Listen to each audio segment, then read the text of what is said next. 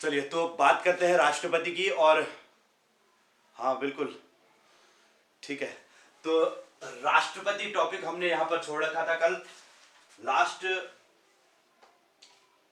मूल कर्तव्य हमने पढ़े थे और उसके बाद आज जो बात करेंगे राष्ट्रपति की हमने के बारे में बात करते हैं। सबसे पहली बात आर्टिकल 52 से हम शुरू कर रहे हैं। राष्ट्रपति हेडिंग लिख लेना, राष्ट्रपति। और इसमें सबसे पहली बात, राष्ट्रपति किस अनुच्छेद में राष्ट्रपति के बारे में दिया गया है। ठीक है, चलिए कोई बात नहीं, तो अच्छा हो गया, ये क्लास आपकी हो जाएगी इसमें। ठीक है, तो बात कर रहे हैं राष्ट्रपति की। सबसे पहली बात आर्टिकल 52 अनुच्छेद 52। अनुच्छेद 52 में कहा गया है कि भारत का एक राष्ट्रपति होगा। भारत का एक राष्ट्रपति होगा। आर्टिकल 52 में कहा गया है राष्ट्रपति होगा। और दूसरी बात आर्टिकल 53। आर्टिकल 53 इसमें कहा गया है कि जो राष्ट्रपति है, राष्ट्रपति कार्यपालिका का संवैधानिक प्रमुख होगा,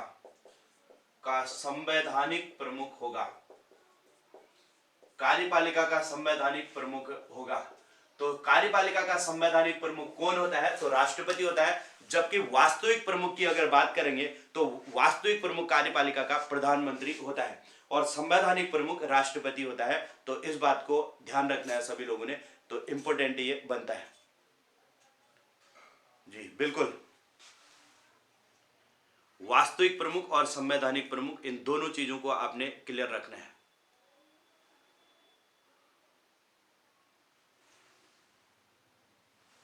ठीक है, चलिए तो अब चीजें क्लियर हो रही होंगी सारी चीजें।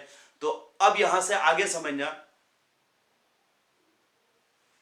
आर्टिकल 53 हमने देख लिया और 52 देख लिया। अब बात करते हैं आर्टिकल 54 की, राष्ट्रपति का निर्वाचन। आर्टिकल 54 राष्ट्रपति का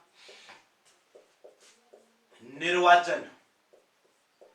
निर्वाचन कौन करता है? तो निर्वाचक मंडल करता है, निर्वाचक मंडल करता है। राष्ट्रपति का निर्वाचन कौन करता है? तो निर्वाचक मंडल करता है। इस निर्वाचक मंडल को समझ लेना, निर्वाचक मंडल में कौन कौन होता है।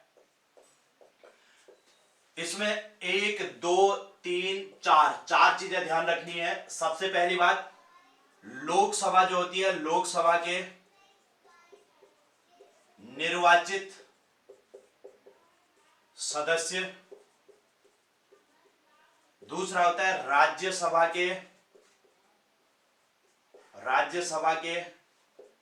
निर्वाचित सदस्य। और तीसरा होता है राज्य विधानसभाओं के निर्वाचित सदस्य। और चौथा होता है दिल्ली पांडिचेरी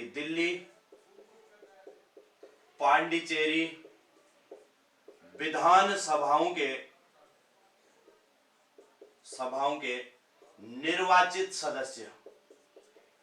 निर्वाचित सदस्य। ये सारे इसमें भाग लेते हैं।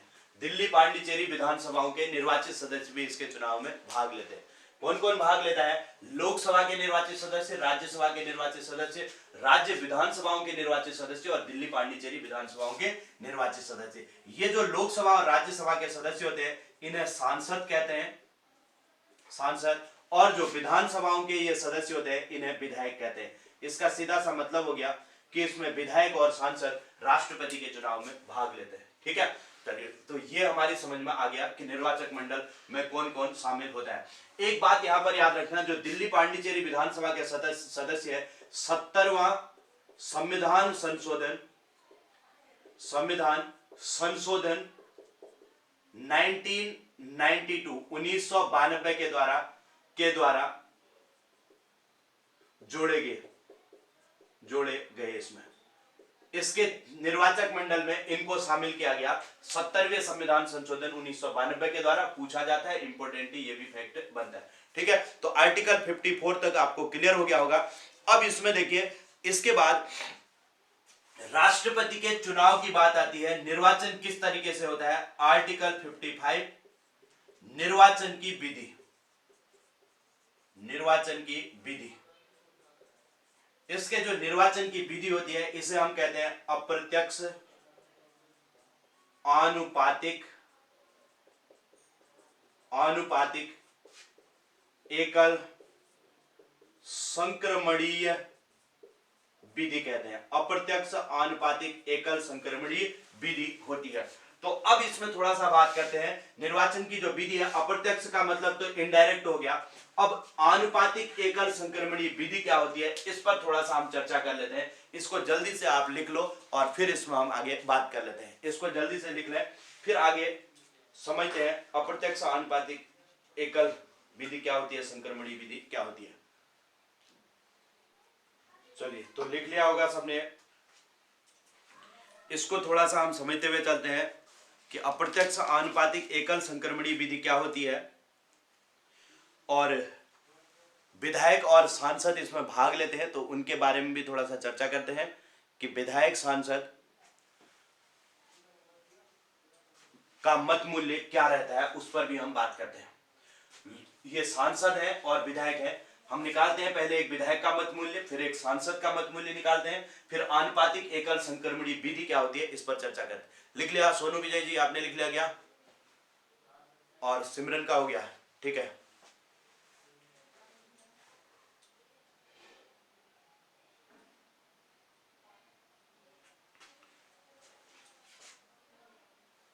चलिए ठीक है, तो अब इसमें आगे बढ़ रहे हैं यहां से।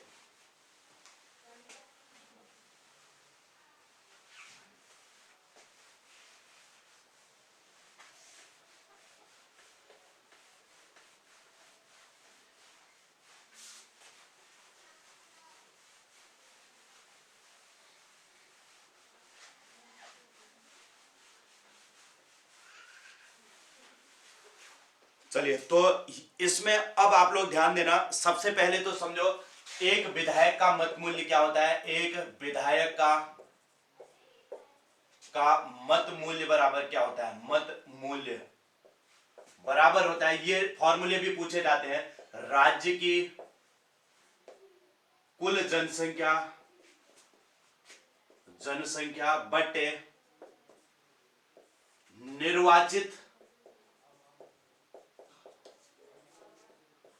विधायकों की संख्या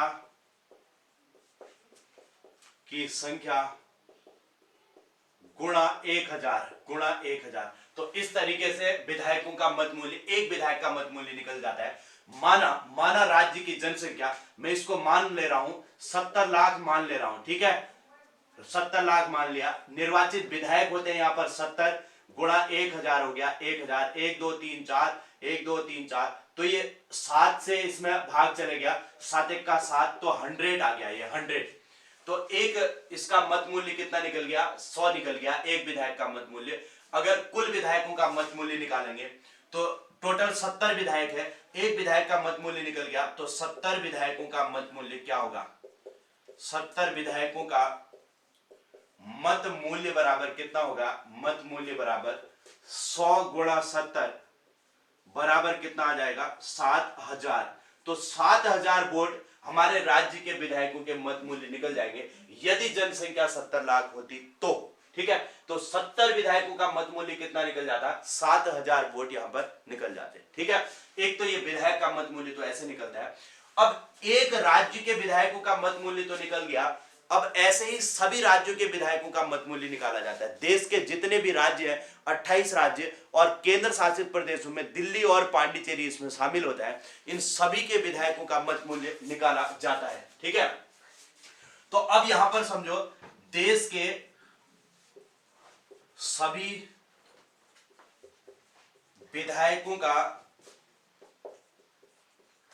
मत मूल्य कितना होता है, तो मैं आपको बता दूं मत मूल्य इसको बराबर, ये एक्यूरेट डाटा है, ये तो मैंने खाली मान रखा है, लेकिन एक्चुअल डाटा है, इसको ध्यान रख लेना। सभी विधायकों का मत मूल्य कितना होता है, तो इनकी टोटल संख्या है, ये है 5,49,474, 5,49,474 है ये 5,49,474 वोट है। सभी विधायकों का मत मूल्य कुल कितना है, तो 5,49,774, इतना सभी का मत मूल्य है। ठीक है, इसको ध्यान रखना है, ये इंपॉर्टेंट हो जाएगा। देश के सभी विधायकों का मत मूल्य कितना है, तो 5,49,474, इतना है कुल मत मूल्य। ठीक है, तो इसको याद रखेंगे। चलिए, ये तो विधायकों का मत मूल्य हमारा निकल गया। ये डेटा इंपॉर्टेंट है, ये बस माना हुआ डेटा है, ये इसकी आपको जरूरत नहीं है, ये बस समझने के लिए मैंने यहां पर बना रखा है। ठीक, तो इसको मैं रब कर दे रहा हूं, इसकी जरूरत हमें नहीं है। ये हमने एक मान लिया कि भाई इतना अगर होता तो क्या होता। अब इसमें आगे देखिए, ये तो हमारे निर्वाचित जो देश के सभी विधायकों का मत मूल्य निकल गया। अब ऐसे ही एक सांसद का मत मूल्य नंबर 2 में निकालेंगे। एक सांसद का मत मूल्य बराबर कितना होता है, इसका फॉर्मूला क्या होता है, देखो, देश के निर्वाचित विधायकों का मत मूल्य, विधायकों का मत मूल्य बटे देश के निर्वाचित विधायकों का मत मूल्य बटे सांसदों की संख्या, करते हैं तो ये निकल आता है। अब देखिए, निर्वाचित विधायकों की संख्या कितनी है, 5,49,474 है, बटे सांसद कितने होते हैं, 776। देश में सांसदों की संख्या कितनी है, तो 776। तो इससे जो निकलता है, इसको अगर कट करेंगे तो ये निकल आता है 708। तो एक सांसद का मूल्य निकल गया 708। तो कुल कितने सांसद हैं, तो कुल 776 सांसदों का मत मूल्य निकालते हैं। सांसदों का मत मूल्य बराबर क्या होता है, तो मत मूल्य बराबर होता है 776 गुणा 708। ये इसको हम करते हैं तो ये आ जाता है टोटल 5,49,408। ये आ गया 5,49,408। तो ये देश के सभी सांसदों का मत मूल्य, ये देश के सभी विधायकों का मत मूल्य है। 5,49,474 और 5,49,408 है। तो टोटल राष्ट्रपति के चुनाव में जो वोट होते हैं 10,98,882 होते हैं। 10,98,882 इतने वोट राष्ट्रपति के चुनाव में पड़ते हैं। अब आप लोग ध्यान रख लेना कैसे होते हैं, मैंने बता दिया। आपसे ये सब तो नहीं पूछा जाएगा, लेकिन इसमें इतना आप जरूर याद रखना, ये टोटल है, इसको जरूर याद रखना है कि इसका फॉर्मूला क्या होता है। एक विधायक का मत मूल्य बराबर राज्य की कुल जनसंख्या बट्टे निर्वाचित विधायकों की संख्या गुणा 1000, और एक सांसद का मत मूल्य बराबर देश के निर्वाचित विधायकों का मत मूल्य बट्टे सांसदों की संख्या होता है। ये फॉर्मूला आपने याद रखना है। फॉर्मूला बहुत इंपॉर्टेंट रहता है और फॉर्मूले से क्वेश्चन पूछे जाते हैं अक्सर। ठीक है, तो टोटल मैंने आपको टोटल भी बता दिया कि इनके वोट कितने होते हैं, ये भी आपको समझा दिया। उम्मीद है आपको ये समझ आया होगा। अगर ये कैलकुलेशन समझ में नहीं आ रहा है तो विधायक का मत मूल्य का फॉर्मूला याद कर लेना और सांसद के मत मूल्य का फॉर्मूला याद कर लेना। फॉर्मूले दोनों याद होने चाहिए, इंपॉर्टेंट होते हैं। ठीक है, चलिए इसको जल्दी से आप लोग बना लो और फिर मैं यहां से आगे बढ़ रहा हूं। फिर मैं आपको अप्रत्यक्ष आनुपातिक संक्रमणीय विधि के बारे में बताता हूं। ये तो मैंने आपको बता दिया कि विधायक का मत मूल्य और सांसद का मत मूल्य बता दिया।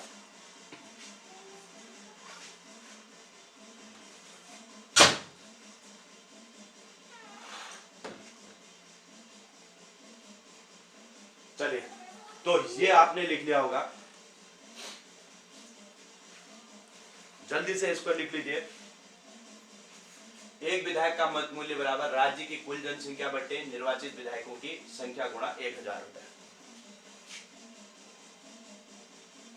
ठीक है, ओके। अब आगे समझते हैं अप्रत्यक्ष आनुपातिक एकल संक्रमणीय विधि क्या होती है, इस पर थोड़ा चर्चा करते हैं, इसको समझने का प्रयास करते हैं।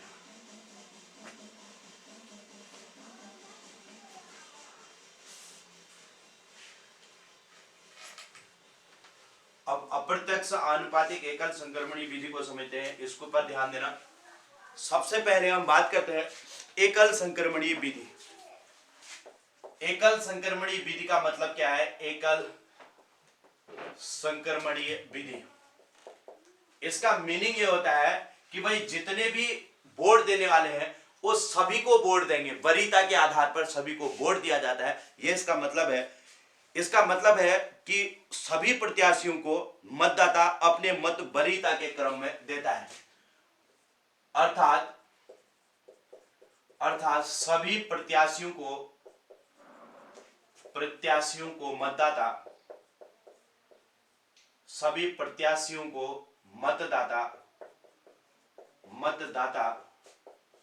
वरीयता के क्रम में वोट देता है, उसे कहते हैं एकल संक्रमणीय विधि। एग्जाम्पल देखिए, जैसे टोटल 2500 वोट है, मैंने मान लिया 2500 वोट है। इसमें से देखो एक पार्टी है बीजेपी, एक है कांग्रेस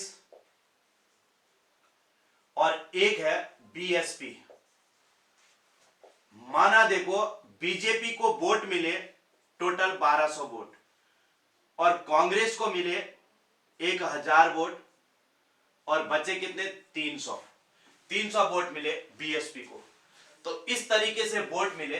अब देखो जिसने भी वोट दिए होंगे, माना बीजेपी को इनने 1200 लोगों ने वोट दिया, तो इन 1200 लोगों की दूसरी चॉइस भी होगी। उनकी दूसरी चॉइस उनने कांग्रेस को भी दे रखी होगी या फिर बसपा को दे रखी, और तीसरी चॉइस भी उनकी रही होगी।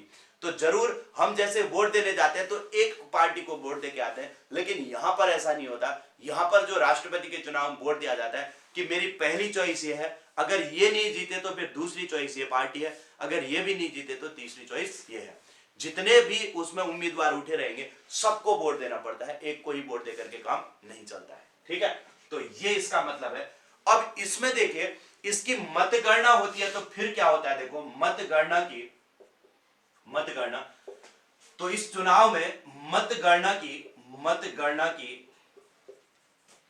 न्यूनतम कोटा विधि होती है। इस चुनाव में मतगणना की जो विधि होती है उसे न्यूनतम कोटा विधि कहते हैं। तो न्यूनतम कोटा बराबर क्या होता है? देखो न्यूनतम कोटा बराबर कुल वैध मत, जितने भी वैध मत पड़े, कुल वैध मत बटे 2 होता है, प्लस 1 हो जाता है। जैसे देखो, जैसे माना टोटल वैध मत कितने हैं? 2500 है, 2500 बटे 2 प्लस 1, इतने वोट जिसको मिलेंगे वो जीतेगा। जैसे ये हो गया 1250 प्लस 1 बराबर 1251 वोट जिसको मिलेंगे वो जीतेगा। इस वाले चुनाव में देखो पहले राउंड की जब गिनती हुई तो 1200 वोट मिले बीजेपी को पहले राउंड में, 1000 वोट मिले हैं कांग्रेस को और 300 मिले हैं बसपा को। ऐसे में देखो बसपा होगी है बाहर, बीजेपी और कांग्रेस दो सबसे ज्यादा मतों वाले हैं, बसपा बाहर हो जाएगी। अब जो ये 300 वोट हैं ये देखे जाएंगे कि इनकी दूसरी चॉइस कौन सी है। 300 चॉइस वोटों की पहली चॉइस तो थी बीएसपी, लेकिन अब बीएसपी तो इस काउंटिंग से बाहर हो गई है इस चुनाव से। अब इन 300 लोगों का देखा जाएगा दूसरी इनकी चॉइस क्या है, ये डिपेंड करता है कि कौन जीतेगा चुनाव। अगर इन 300 सबकी चॉइस ये कांग्रेस होगी, माना 300, तो 1000 प्लस 300 बराबर इनके वोट हो जाएंगे 1300। लेकिन अगर ऐसा हुआ इनके 300 नहीं 100 अगर चॉइस रहेगी तो 1100 तो इनके हो जाएंगे, 200 अगर यहां पर आ गए 200 तो 12 2 1400 वोट इनके हो जाएंगे। तो वोट कितने चाहिए? 1251, ये जीत गए हैं, यहां पर 1400 वोट इनको मिल गए। अगर 300 के 300 ये कांग्रेस में चले गए तो 1300 इनको मिल गए, चाहिए थे 1251, तो कांग्रेस के राष्ट्रपति बन जाएंगे। तो इस तरीके से इसके सेकंड राउंड की इसे काउंटिंग कहते हैं। पहले राउंड में ये इतना रहा, सेकंड राउंड में अब इनको 1400 मिल गए और इनको 1100 मिल गए, तो ये जीत जाएंगे। ठीक है, तो इस तरीके से ये बनता है ये कि इसकी मतगणना कैसे होती है ये भी हमने समझ लिया। आपने ये कैलकुलेशन की जरूरत कुछ भी नहीं है, आपको इतना याद रखना है न्यूनतम कोटा बराबर क्या होता है। ये फॉर्मूला आपने सीटेट वगैरह में कई बार देखा होगा, ये क्वेश्चन पूछा गया है कि न्यूनतम कोटा बराबर क्या होता है, कुल वैध मत बटे 2+1 होता है। ठीक है, तो इस फॉर्मूले को आप लोग याद रख लेना। और एकल संक्रमणी का मतलब क्या है कि सभी प्रत्याशियों को मतदाता वरीयता के क्रम में वोट देता है। मैंने कैलकुलेशन करके समझा दिया, आपको जिसकी समझ में नहीं आई तो कोई बात नहीं, समझ में आ जाए तो अच्छा है ना, क्योंकि इससे आपको जानकारी हो जाएगी कि राष्ट्रपति के चुनाव में कैसे चुनाव होता है और कैसे इसमें विजेता को घोषित किया जाता है। ठीक, चलिए तो इसको भी आप लोग लिख लो, ये कैलकुलेशन है बस, ये तो मैंने मान रखी है चीजें ऐसी। चलिए तो इसको लिख लो आप लोग।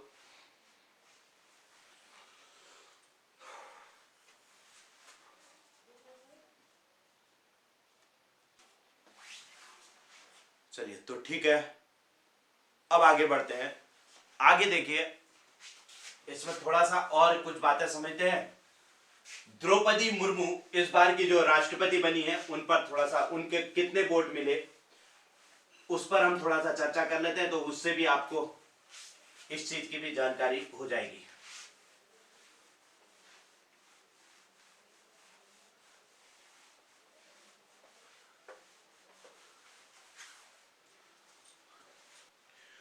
चलिए तो बात करते हैं द्रौपदी मुर्मू की। द्रौपदी मुर्मू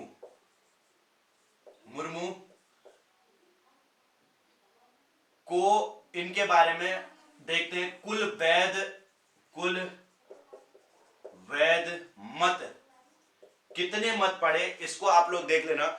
इनको 10 लाख कुल वैध मत पड़े, 10,56,980, 10,56,980 इतने तो वैध मत पड़े। इसमें से द्रौपदी मुर्मू को कितने मिले, मुर्मू को, और दूसरे जो व्यक्ति थे इनके साथ यशवंत सिंह थे,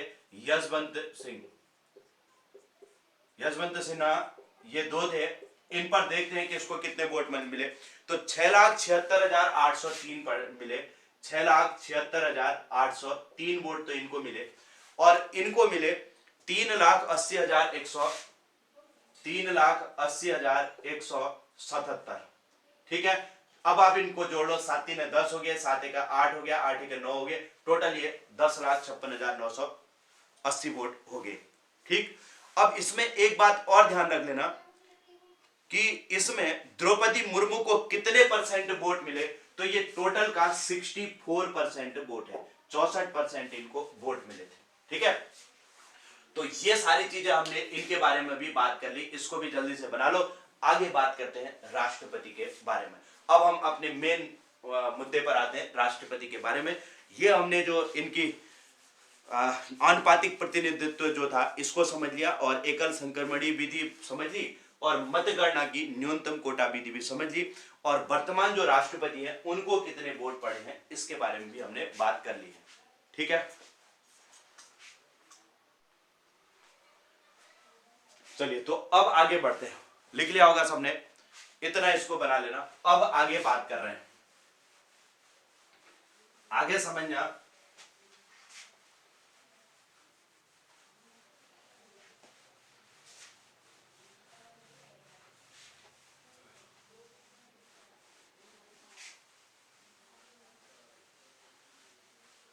राष्ट्रपति का चुनाव हमने देख लिया है। अब राष्ट्रपति को शपथ कौन दिलाता है, त्याग पत्र किसको देते हैं, इन पर बात करते हैं। शपथ, त्याग पत्र, कार्यकाल, इन चीजों को समझ लेना। इनका कार्यकाल, राष्ट्रपति का कार्यकाल देखते हैं। कार्यकाल कितने वर्ष, 5 वर्ष का। न्यूनतम आयु कितनी होती है, न्यूनतम आयु होती है 35 वर्ष। अब यहां पर एक चीज ध्यान रखना, आर्टिकल 60, यह है राष्ट्रपति की शपथ, राष्ट्रपति की शपथ। तो राष्ट्रपति को शपथ कौन दिलाएगा, तो राष्ट्रपति को सुप्रीम कोर्ट के जो मुख्य न्यायाधीश होते हैं, मुख्य न्यायाधीश शपथ दिलाते हैं, न्यायाधीश शपथ दिलाते हैं। और बात अगर त्याग पत्र की आती है, तो ये त्याग पत्र किसे देते हैं, तो राष्ट्रपति अपना त्याग पत्र देते हैं उपराष्ट्रपति को। उपराष्ट्रपति को त्याग पत्र देते हैं। ठीक है, तो कार्यकाल देख लिया, न्यूनतम आयु देख ली और शपथ देख लिया और त्याग पत्र देख लिया। इसके बाद एक आता है आर्टिकल 61, अनुच्छेद 61, राष्ट्रपति पर महाभियोग। राष्ट्रपति पर महाभियोग की हम यहां पर बात करेंगे। इसको आप समझ लेना कि राष्ट्रपति पर महाभियोग क्या होता है। ठीक है, राष्ट्रपति पर यदि संविधान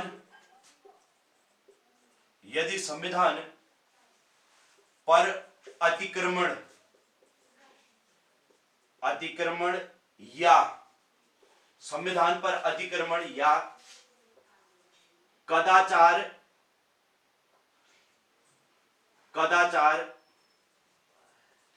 संबंधी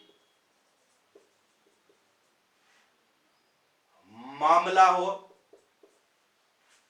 हो तो राष्ट्रपति पर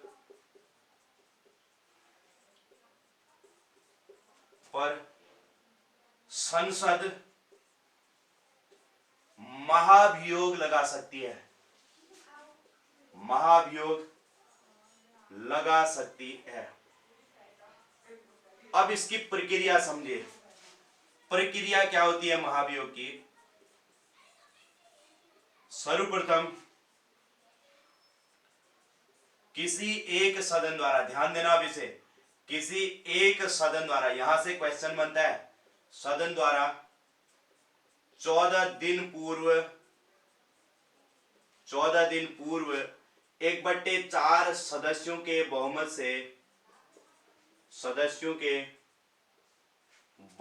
से सूचना दी जाती है। 14 दिन पूर्व सूचना दी जाती है। ठीक है, फिर वही सदन जिसने सूचना दी, वही सदन 2/3, याद रखेंगे, इंपॉर्टेंट है, 2/3 सदस्यों के बहुमत से विधेयक पास करेगा।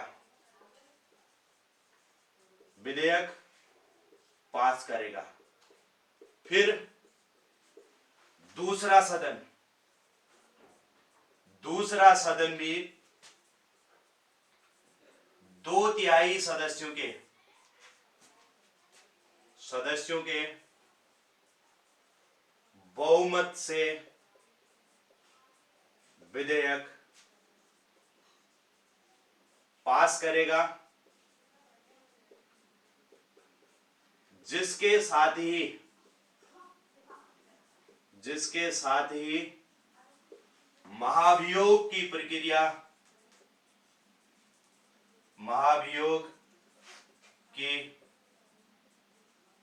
प्रक्रिया पूर्ण हो जाती है। तो ये होता है महाभियोग। इसको एक बार फिर जिसकी समझ में नहीं आया तो एक बार देख लेना कि कैसे महाभियोग लगता है। इसको मैं बता दे रहा हूं। अच्छा, स्क्रीन शो नहीं हो रही क्या?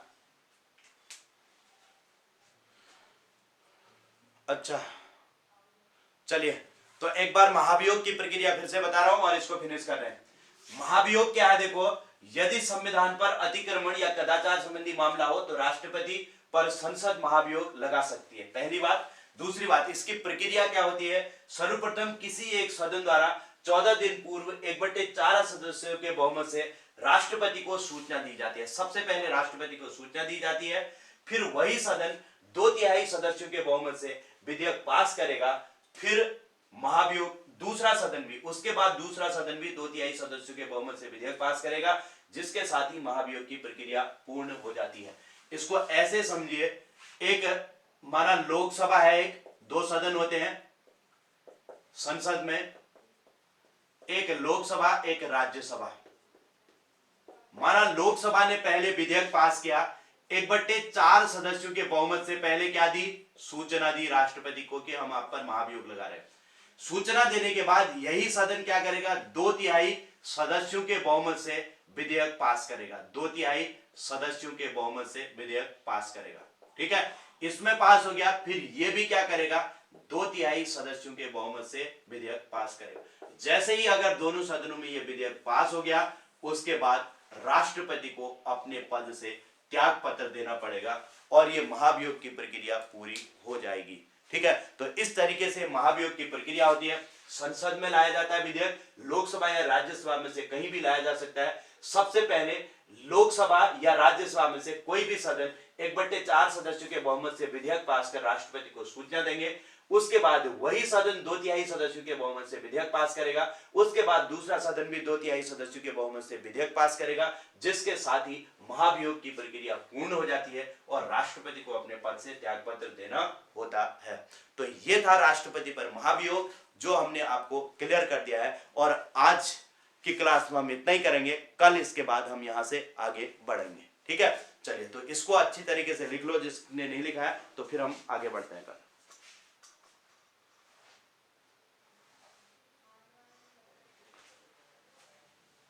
चलिए तो जल्दी से इसको लिख लो। और ठीक है पंकज जी, इसको लिख लेना। अब रिकॉर्डिंग आ जाएगी, आपको रिकॉर्डिंग मिल जाएगी, तो उससे आप लोग कर लेना जो अगर कुछ छूट रहा हो। ठीक है,